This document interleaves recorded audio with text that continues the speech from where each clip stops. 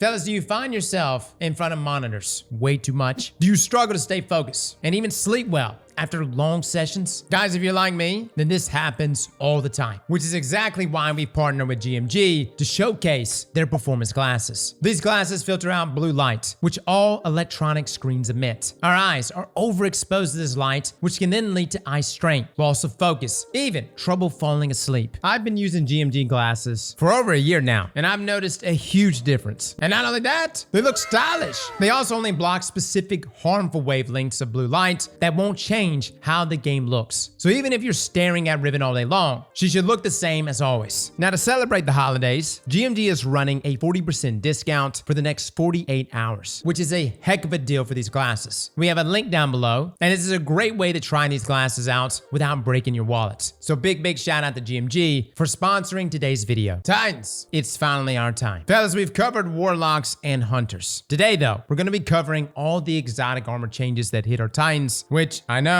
we're like 2 weeks late on this, but we always save the best for last. Now, to kick things off, we have Precious Scars. The change Bungie made is that kills with weapons matching your subclass now apply Restoration Tier 1 for 1.5 seconds in PvP and 3 seconds in PvE. Now, Precious Scars has always given a health burst on weapon kills matching your subclass type, but that said health bump wasn't related to solar in any way. It was just a generic health increase. Now though, it's classified as restoration, a solar verb, meaning we can build into this exotic a lot more as it now has restoration effects. It also provides this restoration to all allies within 15 meters. So it's a decent support exotic, just like it always was, but now it's even better because you're able to dive into different build options, knowing that it guarantees restoration on any subclass. Guys, there's a reason why people have been using Precious Scars in their solo flawless attempts for Warlord's Ruin. First up, some stuff on restoration. This is a health regeneration that cannot be interrupted by damage. It simply lasts until its duration is over. Whereas the old Precious Scars health burst was just that. It was an instant, small chunk of health, and then that was it. This change is a big buff to this exotic, and a really good one. So much so that we've had multiple people mentioning making builds around this exotic and the survivability it provides. You can even go a step further and stack it with things like Devour and Woven Mail. It can even work well alongside Arc and Stasis with Spark of Resistance and Whisper of Chains. Or if you're really looking to get nutty, you can equip Excalibur, which will not only give you and your allies restoration, but overshields on top of that. Precious Scars has a lot of flexibility with how you want to build into it, which is exactly what we want to see from these exotic armor overhauls. Now, some other small details on the newly revamped Precious Scars. Number one, the base restoration duration, 3 seconds of PvE, cannot be extended. You can only reproc it once it's used, unless you're on solar using Ember of Empyrean, which will allow you to extend the duration on solar ability or solar weapon final blows. But there is a buggy interaction between Precious Scars and Ember of Empyrean that I think you should be aware of. Usually, using this fragment, you can get your restoration duration to 12 seconds if you keep getting solar kills. However, with Precious Scars equipped, once you get up to 8 seconds, the next kill brings you back down to a base of 3 seconds. So while this fragment does give you extra restoration time, it will also take that time away when using this exotic, which is oddly familiar to the fragment Ember of Mercy, which has that same restoration bug where picking up a fire sprite will reset your restoration in 3 seconds rather than continue it. Now, number two, you can also use Ember of Solace to increase the restoration duration to 5 seconds up from 3. And this is just a base bump in duration. So obviously the synergy here is stronger with Solar 3.0, but I do like that you can use Precious Scars with our other subclasses very efficiently. And yes, we will be doing builds on this. Now, moving on to our next updated exotic, Severance Enclosure. Ah yes, arguably one of the worst exotics in Destiny. The change Bungie made here though is that they gave the explosion increased size and damage, and kills with this exotic's explosion will now trigger an additional explosion. Now, I know right off the bat we're thinking infinite chaining explosions, right? Unfortunately, we'll have to wait longer for a power fantasy like that. But with that being said, these changes are a buff to this exotic, and I'm gonna go over some of the damage values first. The explosion damage before these changes used to sit somewhere between 12,000 and 28,000, depending on the rank of the enemy that you kill, that being minor, elites, mini boss, etc. Other things that definitely affected this were whether the enemy was killed with a melee or a finisher, how far the target was hit by the explosion, as you do lose damage from the center point of that radius. So again, lots of variables. That's why we're giving you that margin of 12,000 to 28,000. Post update though, we're doing a lot more damage. These damage values seem to range between 30,000 and 45,000. So a significant bump there. Again, all the other factors still play a role, but keep in mind, it's not just the damage that's so appreciated. It's also the increase in that radius. Now, the higher echelon of damage will always come from a powered melee final blow, and of course, finishers against higher ranked targets. For example, a finisher on Carl resulted in 45,000 damage explosion to all surrounding enemies. Powered melee final blows versus the yellow bar dogs also resulted in this damage number. Now, as far as the size of the explosion goes, as it was increased with this buff, it's kind of hard to tell what the exact radius is, but it's far. Like, we have gameplay here where you could see enemies halfway across the room in the lost sector, and they're still getting hit by this explosion. Now, sometimes the explosions doesn't even look like it's reaching that far, but again, you could still see enemies take damage from it. The explosion itself is a very faint and fast visual effect. It's actually easy to miss as it reaches the outer edge of its radius. Now, speaking of the outer edge, there's still damage fall off depending on how far enemies are from the center of the explosion. And there's also a 1 second cooldown between those explosions. Meaning, if you get multiple melee kills within 1 second of each other, you'll only trigger a single explosion. Now, it's very hard to notice, but that cooldown does exist. And you're probably only going to really notice it when you're using things like our strand melees, whether it's Frenzied Blade or Fletched Storm, because you get those back really quickly. Now, the other part to Severance Enclosure's buff is that kills with the explosion will now cause an additional explosion. Now, I want to mention, this is limited to one single additional explosion. And enemies that die from that additional explosion do not then create another explosion. I just want to mention that because I know we were hoping that you could just chain these explosions back to back. Now, interestingly enough, the explosion damage is kinetic, so it doesn't really synergize with our subclass or subclass verbs, which unfortunately means that the damage won't be buffed by any surges, although it will still deal increased damage to weaken enemies, which makes Void an even more potent pairing as it benefits from Echo of Cessation, which causes surrounding enemies to become volatile when performing a finisher. So you would have the volatile blast and then the kinetic explosion from Severance Enclosure right after that, which would then trigger more volatile damage and of course more explosions. Now, I will say that the strand pairing here is also a no-brainer just because of the sheer amount of melee charges you have at your disposal. Overall, I love what they did here with Severance Enclosure. Now, moving on, we have Ashen Wake. The only change Bungie really made here is that the fusion grenades will now stun unstoppable champions on impact. Now, we took this into a 2500 power activity and tested its damage just to see if there's any real use of these gloves in in-game content. Versus an unstunned unstoppable champion, you're looking at 12,877 damage. And then versus an unstoppable champion that's been stunned, you're looking at 42,923. Here's the reality, guys. It doesn't really make this exotic that much better. I like Ashen Wake. I think inside of PvP is where we use Ashen Wake the most. We did a build back in Season the Haunted called Great Balls of Fire, which had Ashen Wake as the center point. And there may be a play for this exotic, but the change for the exotic this season really didn't move the needle all that much. Next up, we have Peregrine Greaves. Boy, did these things get a buff. The change here states that you now have to be airborne for a brief time before the exotic effects will apply. Now, originally when we read this, everyone was like, oh my god, it's a nerf. But guys, it is putting out so much damage. The time required to be sprinting is about 2 seconds and about a half a second in the air. Now, this is where things really amp up, and it's in that next section. Damaging champions, tormentors, or mini bosses with a shoulder charge deals further increased damage and refunds your melee energy. Now, we're just gonna say right off the bat, guys, that further increased damage is like 1,000%. I love how Bungie is like, yeah, further increased damage. And in our minds, we're like, okay, what is that? Like 50%, 100%? This is a monstrous buff. This thing is so strong that it's one-shotting unstunned champions and legend and master content up to 30 power under. And that's the beautiful thing here. You do not even have to stun the champions. The damage we're getting with Hammer Strike and Peregrine Greaves versus Carl last season was 108,691. That's a 225% increase over Hammer Strike. Now we're getting 323,759. Now again, I know I said 1,000%, but again, 1,000% based off of a base melee. So as long as you can get close to an enemy in a safe manner with this exotic, they're dead. And again, this number doesn't even account for any of the buffs buffs or debuffs, or things like Roaring Flames, which you're guaranteed pretty much to have on Solar. So if we were to add Roaring Flames times 3, this bumps up the damage to 406,299. Now just to go through the list of damage numbers with Greaves. Seismic Strike, 373,094. Seismic Strike plus Spark of Feedback, 652,913. Seismic Strike plus Knockouts, 466,367. Shield Bash, 373,094. Shield Bash plus Offensive Bulwark, 746,187. Now that's the big number. Offensive Bulwark only requires you to have an Overshield, and that's it. And you're hitting for almost 750,000 damage with Shield Bash and Greaves. And we're not even accounting for things like debuffs. If we were to throw Tractor Cannon in here, here's just a few numbers versus champions in Lost Sectors. Again, this is Legend, but we're still 20 power under. Shield Bash, 150,000 versus Unstun, Overload, and Barrier champions, which equals out to be about 2/3 of their health. Shield Bash plus Offensive Bulwark is 300,000 versus Unstun, Overload, and Barrier champions, which is an easy one-shot. Even in Master Lost Sectors, 30 power under. The potential here is nutty, guys, and you get your melee energy back when you damage a champion, a tormentor, or a boss. Now I know some of you may be saying, Cross, this sounds like too big of a buff, but keep in mind, you still got our 1-2 punch strand combo out there with Synthoceps, which is really good, and it has way more survivability. At least with this, you gotta close the gap, you gotta get that shoulder charge going. It's a one bang for sure, but it's not nearly as easy as our Strand Titan builds. Personally, I love buffs like this, and I know everyone's gonna say, but Cross, it's because you're a Titan main, you're biased here. Listen, I am quite pleased at some of the Warlock changes, and very pleased with the Hunter changes. I just feel like when it comes to Knees of Justice or fisting thy enemies, Titans should always be on top. Next up is our old friend Synthoceps. These actually got hit with both buffs and nerfs. They removed the extended melee lunge distance, but they increased the glaive melee bonus from 50% to 100%, and they also reduced the PV surrounded melee damage bonus to 165% from 200%, and gave us improved weapon handling and reload speed while surrounded as a nice bonus for always being surrounded by enemies while using these gloves. Now let's talk damage, because that's why we use these gloves at the end of the day. Now some pre-damage numbers for you. We were hitting ads with Synthoceps for a little over 30,000 damage before these changes. Now we're hitting them for 27,000. So a little bit of drop off there. Now while it is a nerf, you're still hitting great damage with just melees. And all it requires you is to be within 15 meters of 3 enemies. It also buffs your super. And at the end of the day, it's just free damage, especially on classes like Strand, which has 3 melee charges with Frenzy Blade, abilities like Fletched Storm, and a grapple melee that also takes advantage of this. I know that going from 200% to 165% hurts, especially when we consider damage numbers that really drop off when we start to stack and scale things. Now these are our current post values for everything at Carl. Things like Frenzy Blade, grapple melee, bonk hammer, consecration damage, hammer strike, shield bash, shield throw, seismic strike, thunderclap, ballistic slam, and shiver strike. Now as far as glaives go, we did see a bit of a buff here. Base glaive melee damage across the board, excluding Winterbite, versus Carl is 13,946, and adding Synthoceps to this brings that damage up to 27,892. Now we have other glaive damage values, Excalibur, Judgment of Kel'Garath, with Synthoceps close to melee, and yeah, you could put out some good damage. But the outlier here is Winterbite. Now it is an outlier because it is a heavy glaive, but base Winterbite damage without ammo versus Carl is 20,919. Adding in Synthoceps brings this damage up to 41,837. Now Winterbite will slow and freeze enemies with the melee over time when you have ammo. Now hitting Carl while he's frozen with a Winterbite melee with Synthoceps on top of that equals out to 92,042 damage, which is quite a lot for just a little poke of a glaive. And considering we also have artifact mods that synergize with stasis artifact perks, this is something to consider. Granted, it's not what it was back during Lightfall. I mean, we used to literally dish out crazy amounts of damage to bosses, but we will be doing a build with Winterbite that I feel like you can take in in-game content very, very soon. Now, last on the list, we have one of the more unique reworks here, Wormgod Caress. Now, for some reason, this exotic still doesn't have an ornament, which is like the only drawback now for this ugly looking thing. But the changes of these gloves state the Burning Fist exotic effect has been reworked. It is now a meter that increases on melee kills and finishers and decays over time. Now, the meter meter decays more quickly the more full it is. And the meter is broken up into 5 sections which provide escalating melee and glaive melee damage bonuses. The upper end of the meter also provides escalating weapon damage bonuses. Now what does this all really mean? Well, instead of having stacks of burning fists, we now have a meter on the left side of the screen that is a different interpretation of the old stacks. Instead of getting 1 stack after scoring a melee or finisher kill, now you fill 1 bar after scoring a melee or finisher kill. Each single kill fills a section of this meter, meaning 5 kills in quick enough succession will fill the entirety of the meter. A full meter is equal to what 5 stacks was. Now the damage used to stack like this, giving damage bonuses to both melees and glaives. 1 stack is 55%, 2 stacks is 110%, 3 stacks 165%, 4 stacks 220%, and 5 stacks 275%. This has remained unchanged for melees. But for glaives, there's been a nerf, one that Bungie failed to mention in the patch notes. The glaive damage bonus per stack or per meter now looks like this. 1 stack 40%, 2 stacks 80%, 3 stacks 120%, 4 stacks 160%, 5 stacks 200%. So there has been a nerf to the bonus glaive damage provided by Wormgods. Why exactly? Only Bungie knows the answers. Maybe in their testing things were getting a little crazy and they felt they needed to tune them down a bit. Who knows? But there indeed was a nerf. However, they did add an escalating weapon damage bonus from tiers 2 through tier 5. So perhaps this was like a way to balance things out, as this damage bonus would of course buff our glaives projectiles. No, it does not buff the melee. So Wormgod is almost the perfect pairing for glaives because it buffs both the melee and the projectile now. And we'll get to the exact weapon damage bonuses here in just a second. But first, we got to touch on the timetable to get these melees off with Wormgod's damage bonus and why this new meter system makes Wormgods better than ever. The main issue before was that when the duration of your Burning Fist stacks ended, you would lose the entire buff. If you had times 5, you would lose it all. This new meter system makes it so that you don't lose the entire buff that you worked up to. The meter will drain over time, meaning you'll go from tier 5 down to tier 4 and then to 3 and so on. But the moment you get some more enemies to start killing, you can start building up those tiers again. It is so much more forgiving now. And that was like my biggest problem with Wormgod before, was how unforgiving it was. It was brutal. Now though, you will have consistent uptime of the tier 3 and tier 4 damage bonus with no fear of losing it all at once. Now the more the meter is full, the quicker it decays. And it doesn't begin to decay until you've gone 2 seconds without getting a melee or finisher kill. Here's everything each tier of Burning Fist provides, including what each tier's total decay time is. For tier 1, you have a 10-second decay. This is of course 55% increase in melee damage, 40% increase in glaive damage. Tier 2, an 8-second decay, 110% increased melee damage, and 80% increased glaive damage, as well as a 20% buff to our weapon damage bonus. Tier 3 is a 6-second decay, 165% increased melee damage, 120% increase in glaive damage, and a 25% weapon damage bonus. At tier 4, it is a 4-second decay. You can see things really dropping off, but you have 220% increased melee damage and 160% increased glaive damage with a 30% weapon damage bonus. And at tier 5, we have a 3-second decay, 275% increased melee damage and 200% increased glaive damage with a 35% weapon damage bonus. So the total time for a full meter to decay all the way is 33 seconds. Now it's also super important to note that the weapon damage bonus here is considered an empowering buff, meaning it can stack with surge mods. 2 surge mods on top of the tier 5 weapon damage bonus is a 57% buff, which is really nice, even on glaive projectiles. And yes, we're going to be talking about glaives in much more depth here soon, as our exotic class glaives just got a rework. Now this is what we're able to achieve versus Carl. All glaives, excluding Winterbites, tiers 1 at 27,892 damage, tier 2 at 35,861, tier 3 at 43,830, tier 4 at 51,639, and at tier 5, 59,708. And then for the damage values associated with our melee abilities, we have Frenzy Blade at tier 5, 121,410, Grapple Melee, tier 5, 184,426, Bonk, 127,639, Hammer Strike, Consecration, Shield Bash